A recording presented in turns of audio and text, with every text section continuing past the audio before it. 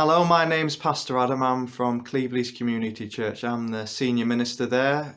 You are looking at Dorothy. Dorothy is one of our members of the church.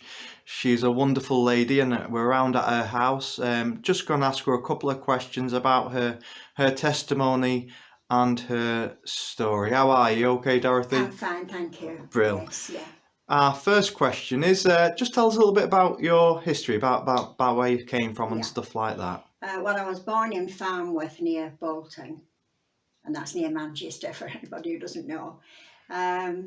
Wonderful family. Mother and father were amazing, and they brought up 6 of us, 5 girls and 1 boy. Although we weren't Christians, as I know Christians now. We were all brought up. In fact, I think most people were in those days. Were brought up to go to church, to go to Sunday school. Maybe I was told that was to give my mum a rest. I don't know, but we did. We all went to Sunday school, and we all went to church on the, Christmas, Easter, And I think if you'd have asked anybody in those days, are you a Christian? They would have said yes, because they believed they lived in a Christian country, and that made them Christians. So I grew up with that belief, really. I always believed in God. I always believed in Jesus, and I knew the stories from when I was at school or Sunday school, but I never knew I needed a personal relationship with him. Nobody ever told me that, of all the different places I went. So I just went through life, a troubled life really, because after my father died when I was 21, I think I was looking for somebody, not to be exactly like him, because he did have lots of faults and flaws like we all have, but he loved me, and it was that I was looking for in somebody that I never found. He always managed to, I don't know how he did it, but we all believed that we were his favourite. And I was quite shocked actually when I got older and realised he liked my sisters and my brother as well. It really was a shock, because I thought it was just me and him. So you see, I looked for that all the time and never found it. So as I got older and marriage age, I went from one disastrous relationship to another.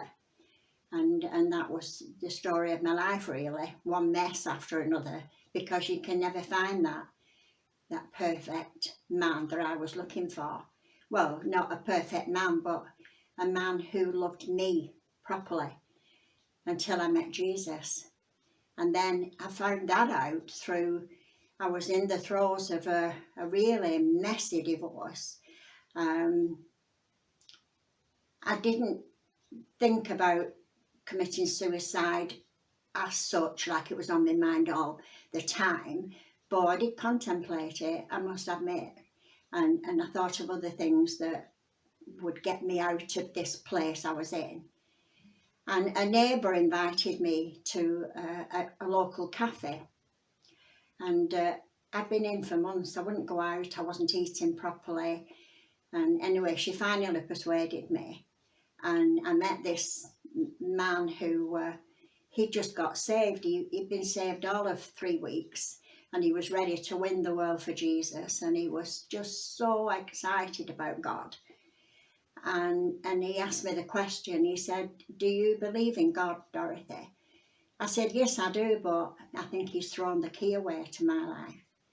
I said, "He doesn't want anything to do with me, he doesn't answer my prayers." And he said, "Well, if you'll give me a few minutes, I'll prove to you that that's wrong." So we talked about it, and he said, when you get home, he said, just pray. And he told me what to pray. But I had been praying a few weeks before, and I was in bed one particular night, and I prayed every prayer that I could remember: Catholic prayers, Protestant prayers, Sunday school prayers, school, everything. And I felt I didn't get an answer, but I just kept praying that way. But this was my answer. And I knew what I wanted to do, but I didn't know how to. And I think most people are like that. They want to, but they don't know the how-tos, and that's what we need to share with them. Anyway, I did go home and I did pray in the way he told me. I asked Jesus into my life and asked him to forgive me. I didn't see any lightning. I didn't hear any bells or whistles or anything. I went to bed. The morning after, I did feel different. Nothing had happened. Nothing had changed. I was still in this damp, grotty flat. But something had changed. The atmosphere, it was just different. And I couldn't explain it to anybody. But it was Jesus coming into my life. So that's how I got saved. Wow, amazing, absolutely amazing.